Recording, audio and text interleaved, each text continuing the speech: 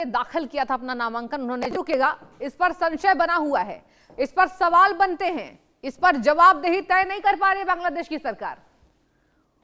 और आपको बता दें कि गोविंद चंद्र प्रमाणिक जिनका नामांकन वापस कर दिया गया है, वो कौन है, क्यों चुनाव लड़ाना चाहते थे, किस पार्टी से चुनाव लड़ना चाहते थे, ये आपको हम बताते हैं ग्राफिक्स के जरिए। एक बार आपको बता दें कि बांग्लादेश में विवादों का लगातार यहां बना हुआ मामला। कौन है गोविंद चंद्र प्रमाणिक? गोविंद निर्दलीय चुनाव लड़ना चाहते थे, पेशे से वकील हैं गोविंद चंद्र प्रमाणिक, नामांकन रद्द किया जा रहा है।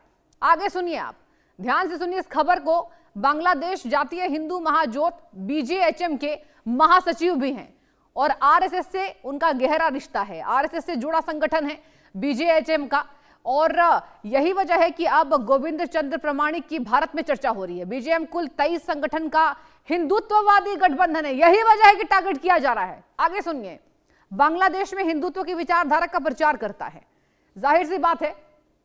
और इसके साथ आपको बता दें, बांग्लादेश में 350 से अधिक वैदिक स्कूल चलाता है बीजेएचएम, और जहां पर आपको बता दें बच्चों को भगवत गीता समेत हिंदू ग्रंथों की शिक्षा भी दी जाती है। और यही कारण है शायद नामांकन काटा जा रहा है। गोविंद निर्दलीय चुनाव लड़ना चाहते थे। और आपको बता दें कि बांग्लादेश में अब ऐसी तनाव की स्थिति है कि पेशे से वकील हैं गोविंद चंद्र प्रमाणिक, और अब इन पर विवाद गहराता जा रहा है। आपको बता दें कि बांग्लादेश जातीय हिंदू महाजोत यानी कि बीजेएचएम महासचिव गोविंद चंद्र प्रमाणिक ने 2023 में कहा था कि यहां वैदिक स्कूलों में हमारा लक्ष्य बच्चों में बचपन से ही हिंदू गौरव की भावना पैदा करना है, ताकि हिंदू धर्म की बढ़ावा मिल सके और अपने धर्म की रक्षा की जा सके। गोविंद ने कहा था कि बांग्लादेश में हिंदू धर्म इस समय अस्तित्व के संकट से गुजर रहा है। और देखिए, संकट से गुजर रहा है, वही उन्होंने ये बात रखी थी। बांग्लादेशी अखबार की रिपोर्ट के मुताबिक गोविंद चंद्र प्रमाणिक ने 28 दिसंबर को नामांकन दाखिल किया था। आगे सुनिए, उन्होंने कहा था कि वो किसी को राजनीतिक दल से जुड़े नहीं है, किसी भी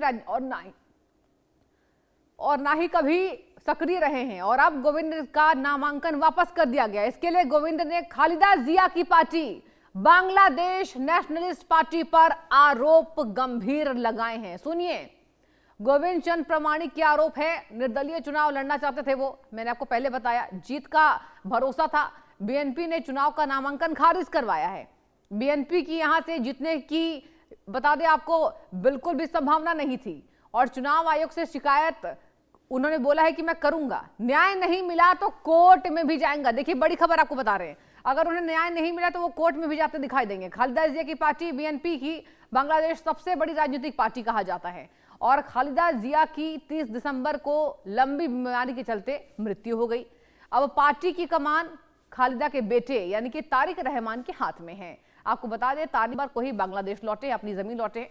रहमान ने मां खालिदा जिया की पारंपरिक सीट ढाका 17 और बता दें आपको बेगुरा 5 सीट से नामांकन दाखिल किया है। और यही वजह है कि अब यहां पर नामांकन इनका रद्द किया गया है। बता दें आपको, बांग्लादेश के गोपालगंज जिले से समझिए इस कितनी संसदीय सीटें हैं, कितनी आबादी है, हिंदू आबादी कितनी है, आपको सब हम बतलाते हैं ग्राफिक्स के जरिए।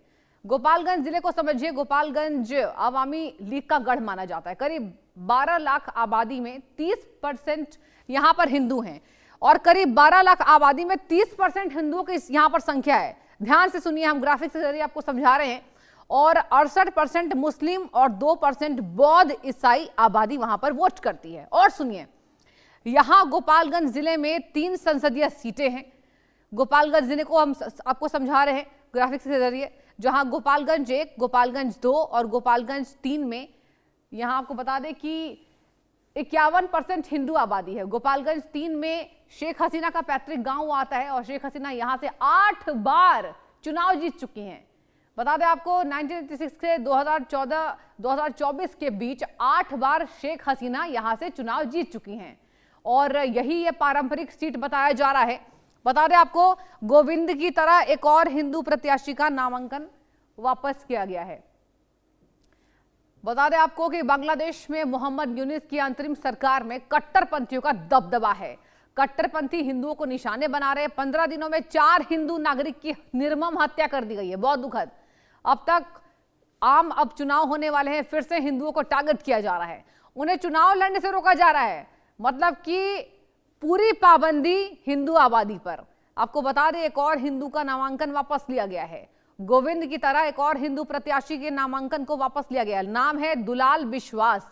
उनका भी नामांकन यहां वापस ले लिया गया है। रजिस्टर्ड यहां पर बता दें पॉलिटिकल पार्टी गोनो फोरम के उम्मीदवार थे। दलाल पर 1% मतदाताओं के हस्ताक्षर का नियम लागू नहीं और दस्तावेजों की कमी का हवाला देकर उनके नामांकन को वापस ले लिया गया है। तो देखिए, हमने आपको स्थिति बताई, स्थिति से रूबरू कराया कि बांग्लादेश में पहले तो हिंदुओं को मारा जा रहा है, अब हिंदू नेताओं के नामांकन वापस लिए जा रहे हैं।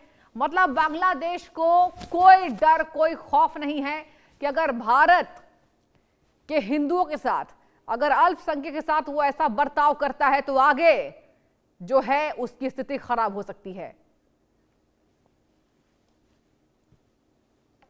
और बुलेटिन में आगे बढ़ेंगे। हैदराबाद से